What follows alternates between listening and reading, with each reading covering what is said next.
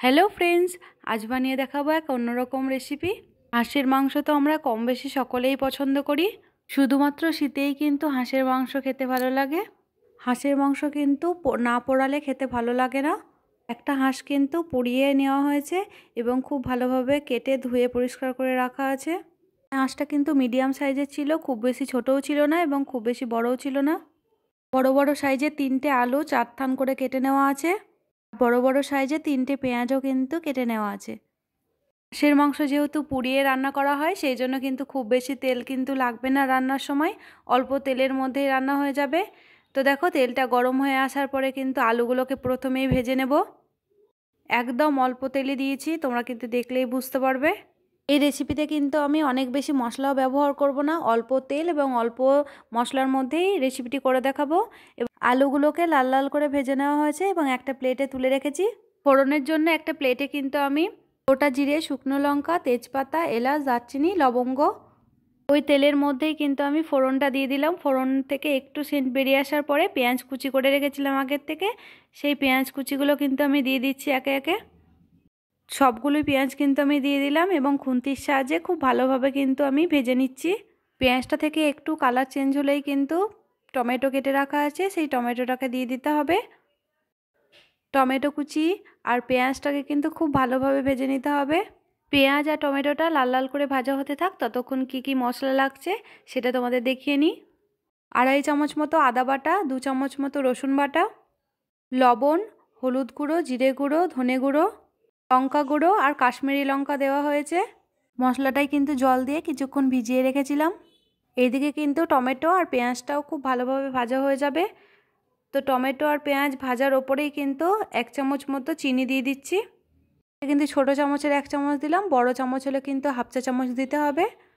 চিনিটা কিন্তু পেঁয়াজের ওপরে দিলে কালারটাও খুব সুন্দর আসে। তো পেঁয়াজটা কিন্তু খুব ভালোভাবে ভাজা হয়ে গেছে। এর ওপরে কিন্তু ভিজিয়ে রাখা মশলাটা দিয়ে দিচ্ছি। সমস্ত রকম মশলাই কিন্তু এর মধ্যে আছে। খুব ভালোভাবে মশলাটাকে কষিয়ে নিতে হবে। প্লেটটাকে ধুয়ে কিন্তু জল দিয়ে দিচ্ছি মশলার ওপরে, তাতে করে মশলাটা কিন্তু পুড়ে যাবে না। আর মিডিয়াম দম করে কিন্তু খুব ভালোভাবে কষিয়ে নিতে হবে। যতক্ষণ না তেল ছাড়া ছাড়া অবস্থায় আসে ততক্ষণ অবধি কিন্তু মশলাটাকে কষিয়ে যেতে হবে। যত ভালোভাবে কষানো যাবে ততই কিন্তু স্বাদ বেশি হবে। আর হাঁসের মাংস কিন্তু এই শীতের সময় খেতে খুবই ভালো লাগে। কিন্তু রিচ করে কিন্তু এই মাংস খেতে ভালো লাগে না, একদম পাতলা ঝোলটাই বেশি ভালো লাগে খেতে। অবশ্যই করে গরম গরম খেতে হবে। আমি অবশ্য আজকে খুবই অল্প তেল ঝাল মশলাতে করছি। তোমরা চাইলে কিন্তু আরেকটু তেল বাড়িয়ে দিতে পারো বা আরেকটু মশলাও বাড়িয়ে দিতে পারো। আমার কিন্তু মশলাটা খুব ভালোভাবে কষানো হয়ে গেছে। এবার মাংসটা কিন্তু দিয়ে দেব। মাংসর মধ্যে কিন্তু একটুও জল নেই, খুব ভালোভাবে কিন্তু জলটা ঝরিয়ে রাখা ছিল। মাংসটা দেওয়ার পরেও কিন্তু খুব ভালোভাবে কষিয়ে নিতে হবে। একটু সময় নিয়ে মিডিয়াম দমে কষিয়ে নিতে হবে। দম কিন্তু একদম বাড়ানো যাবে না, তাতে কিন্তু পুড়ে যেতে পারে, টেস্টটাও খুব ভালো আসবে না তখন। সেই জন্য একটু ঢাকা চাপা দিয়ে মিডিয়াম দমে কষিয়ে নিতে হবে। হাঁসের মাংস কিন্তু কষানোর সময় খুব সুন্দর একটা সেন্ট বেরোয়, সেটা কিন্তু খুবই ভালো লাগে। যারা হাঁসের মাংস এখনও বানাওনি তারা কিন্তু এই ভিডিওটা দেখলে খুব সহজেই হাঁসের মাংস বানাতে পারবে। যারা অসুস্থ এবং রিচ খাবার একদমই পছন্দ করো না, তাদের জন্য আজকের এই রেসিপিটি খুবই ভালো একটা রেসিপি। আর এই শীতের সময় কিন্তু আমরা বেশিরভাগ মানুষই এই হাঁসের মাংস খেয়ে থাকি। অনেকেই কিন্তু এই হাঁসের মাংস করবার সময় দই ব্যবহার করে থাকে। আমি কিন্তু দই ব্যবহার করিনি, তোমরা চাইলে কিন্তু দই ব্যবহার করতে পারো। খুব ভালোভাবে বেশ কিছুক্ষণ সময় নিয়ে কিন্তু আমি কষিয়ে নিচ্ছি মাংসটাকে। মাংসটা থেকে কিন্তু তেল ছাড়া ছাড়া হয়ে এসছে, তোমরা দেখলেই কিন্তু বুঝতে পারবে। আর কালারটাও কিন্তু অনেকটাই চেঞ্জ হয়ে গেছে, কষা হয়ে গেছে, সেটা কালার দেখেও কিন্তু বুঝতে পারা যাচ্ছে। খুব সুন্দর একটা কালার এসছে। আলুগুলো খুব ভালোভাবে ভেজে নিয়েছিলাম, সেই জন্য কষাতে কিন্তু আমি আলুগুলো দিইনি, তাতে করে কিন্তু ভেঙে যাবে। কুকারে মাংসটা সেদ্ধ করব তখন কিন্তু আলুগুলো দিয়ে দেবো।